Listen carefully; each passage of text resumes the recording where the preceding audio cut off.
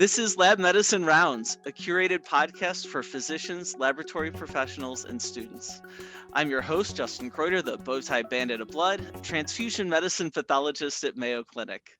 Today, we're rounding with Dr. Gallo, an assistant professor of medicine and physician in the Department of Pulmonary and Critical Care Medicine at Mayo Clinic, to discuss laboratory testing in critical care medicine. So thanks for joining us today, Dr. Gallo. Thank you so much for having me. I'm so excited to be here. Well, this conversation that you and I are going to have really kind of cuts to the heart of what this podcast got started as, this sort of connecting the lab medicine and the clinical practice. And hopefully we can have an insightful conversation here. I hope so. I'm really Absolutely. excited. I'm so excited. And I think your entire podcast idea is phenomenal. I love listening to it. So I'm really excited that you invited me. Well, thank you so much. I appreciate it. Let's kick into this. And I always like to start with kind of the why question. And I'm curious, as a critical care physician, why is laboratory testing important for your practice? I would say, I love the question why, but I would say for critical care, most laboratory workup that we do is kind of like to wrap up our main diagnosis or the main things we're thinking about. So, for example, if someone comes with low blood pressure and kind of like outer mental status, we already thinking that they are in shock. And then we order labs such as lactate to see if indeed they are having like low perfusion to the peripheral tissues or to main organs. But we already kind of thought about it when they had low blood pressure and outer mental status. And I'm just using this as an example. Other things, if someone comes in with chest pain and we're thinking, oh, they're having an acute coronary syndrome, we will obviously get troponins as kind of like an adjunct to our history physical exam, to help corroborate the diagnosis we are already thinking.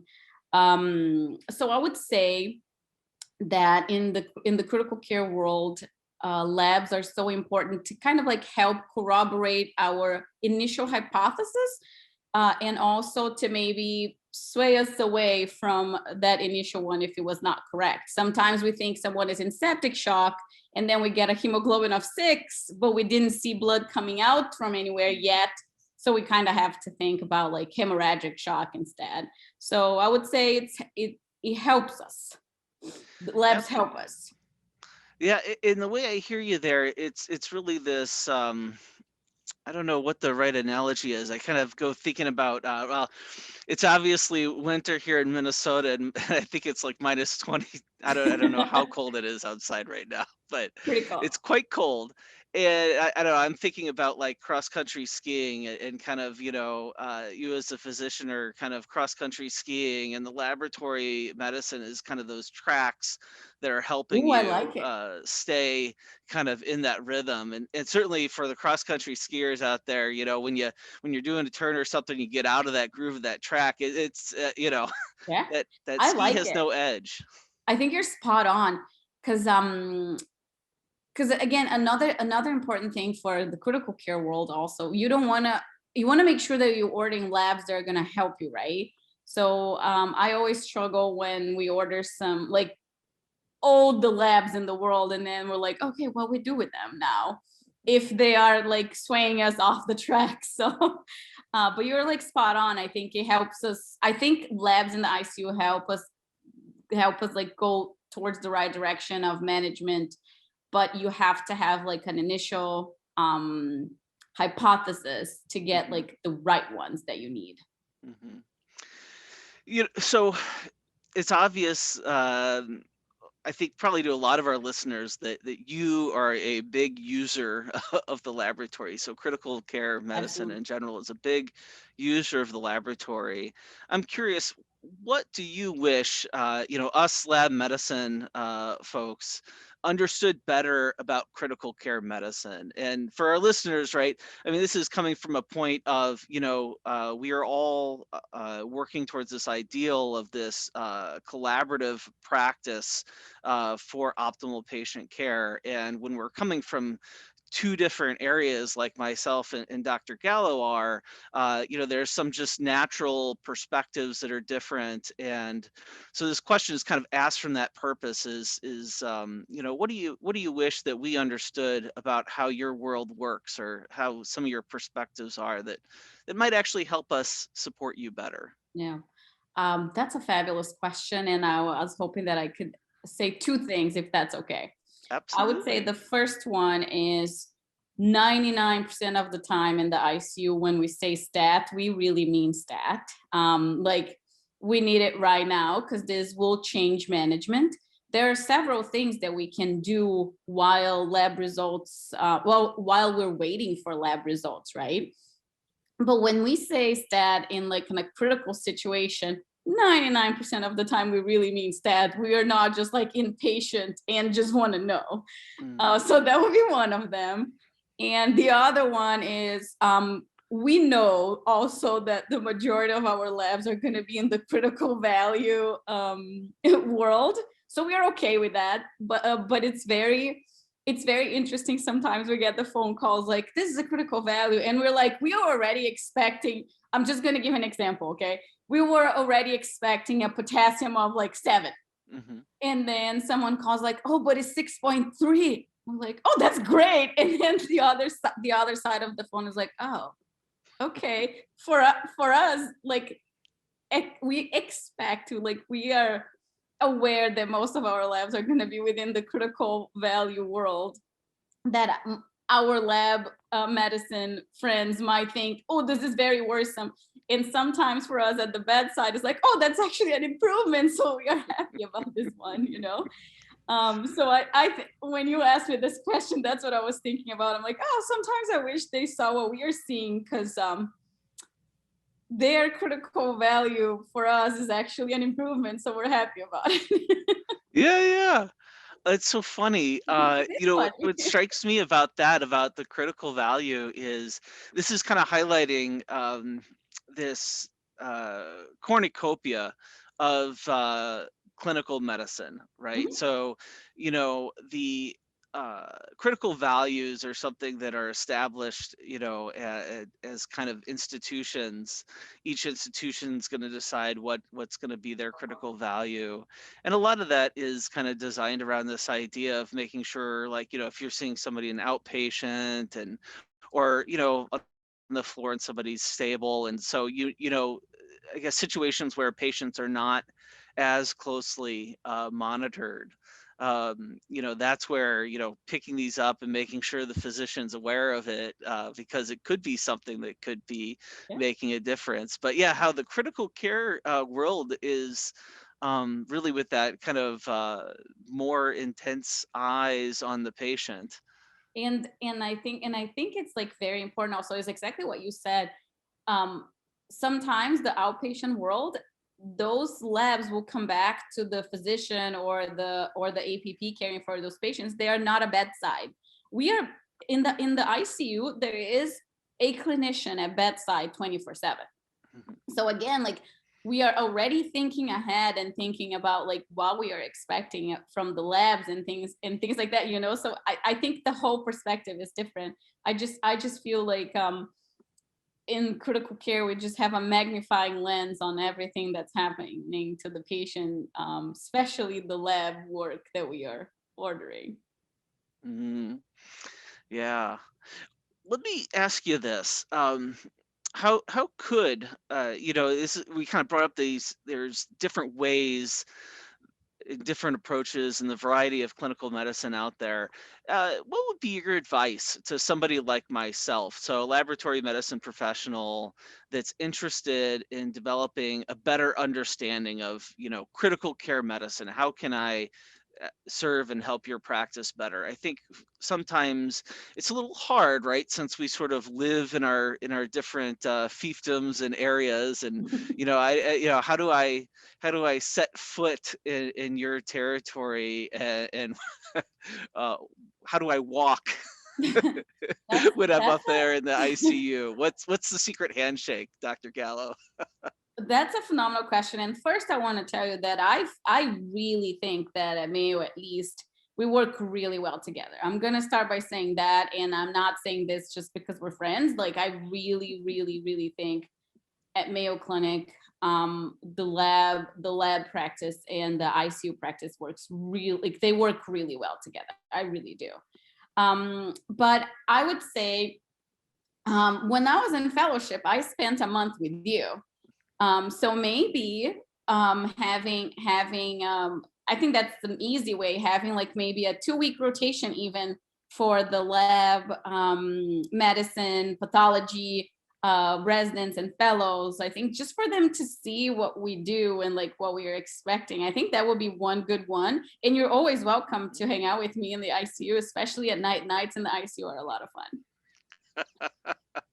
But I really do, like, in all seriousness though, I really think we work really well together. I just maybe think that what we are saying, I think that maybe some values or maybe some phone calls of critical things might be tailored a little bit better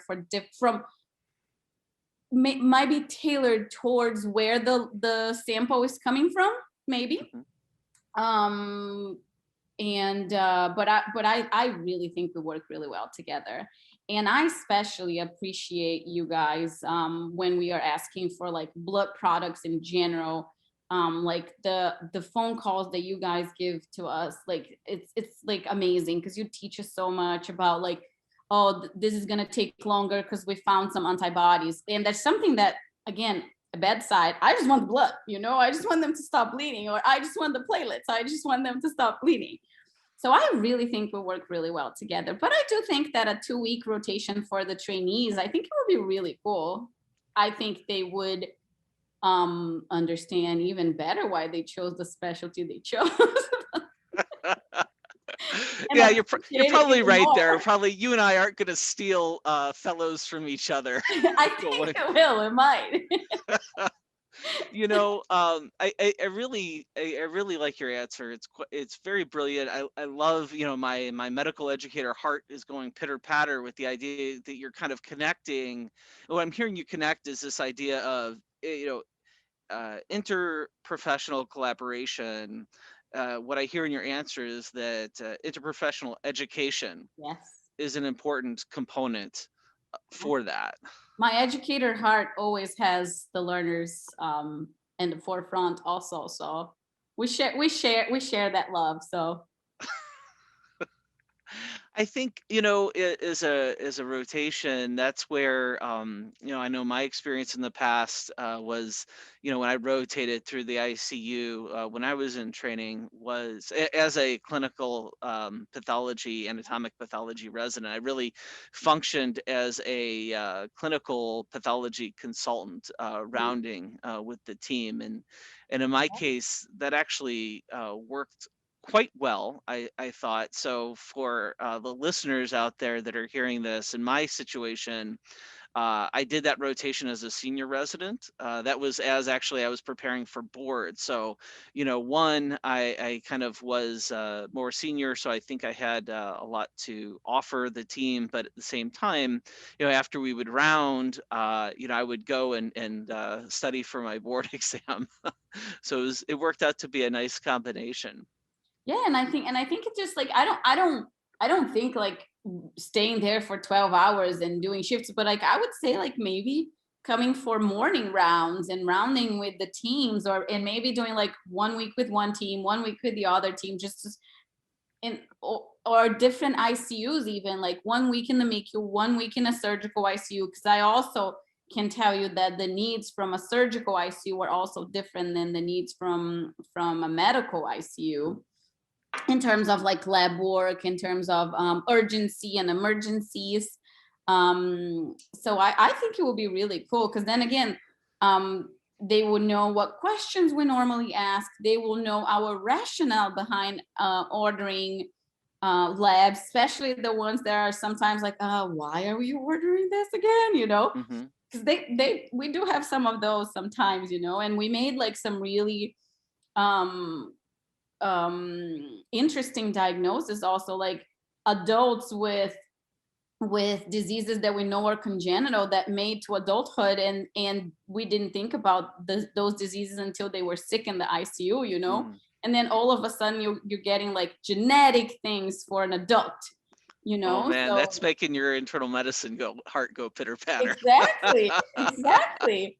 But I still think that it will be very interesting, and I believe that it would brings us even closer to speak the same language. And I do think we Mhm. speak like, I think we Mhm. communicate very well, but I think it will bring us even closer. And again, like I said, rotating with you when I was a fellow was amazing, because I was like, oh, I get this now, you know, because in my brain I would put an order and that blood would magically appear, you Mhm. know. So Yeah, and I think just as a side note, one of the important parts of that is like, should there be delays or the way that process works, I think that's where it's also helpful to understand what is happening inside that black box. And when that, like you're pointing out, sometimes it's stat and you're like, okay, we just need uncross matched blood now, thanks. yeah. And again, I think delay is perceived, right? Because again, we are at bedside, but you are in the background doing the best you can to deliver whatever we are delivering safely to the patient, and that's the key.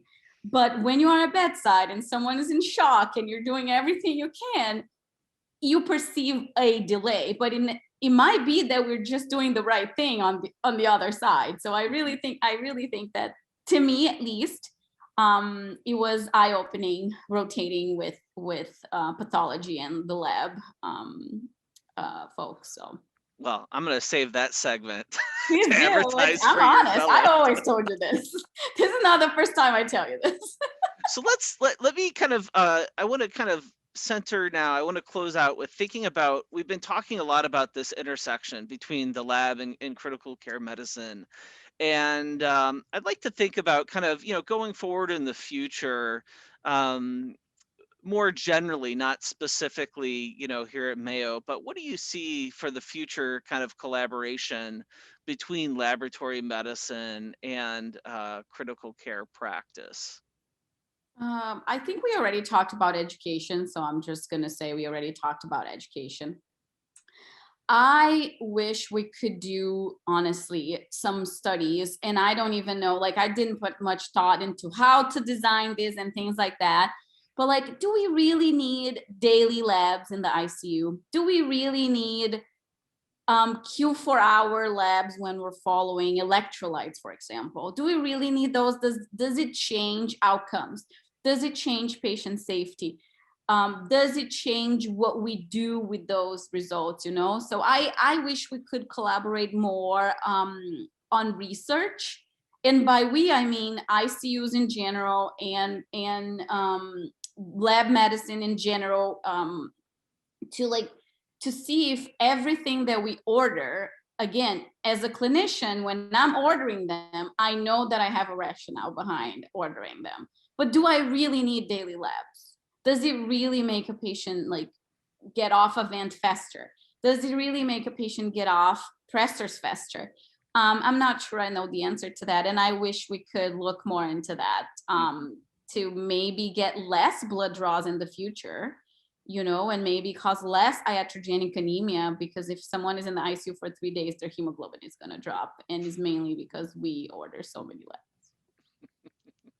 Well, Dr. Gallo, you are a triple threat. I mean, in this quick podcast here, we've talked about clinical practice, we've talked about education, and then now you've really brought in research, which I think for a lot of our listeners, right, when you think about our listenership, clinicians, laboratory professionals, and students, it sounds like there is opportunities for a lot of collaboration. Absolutely. So thank you. We've been rounding with Dr. Gallo, talking about lab medicine and critical care. And thanks for taking the time to talk about this with us, Dr. Gallo. Thank you so much for having me. I had a blast. Thank you. And thank you for joining us today. We invite you to share your thoughts and suggestions via email. Please direct any suggestions to mcleducation@mayo.edu and reference this podcast. If you've enjoyed Lab Medicine Rounds podcast, please subscribe. Until our next rounds together, we encourage you to continue to connect laboratory medicine and the clinical practice through insightful conversations.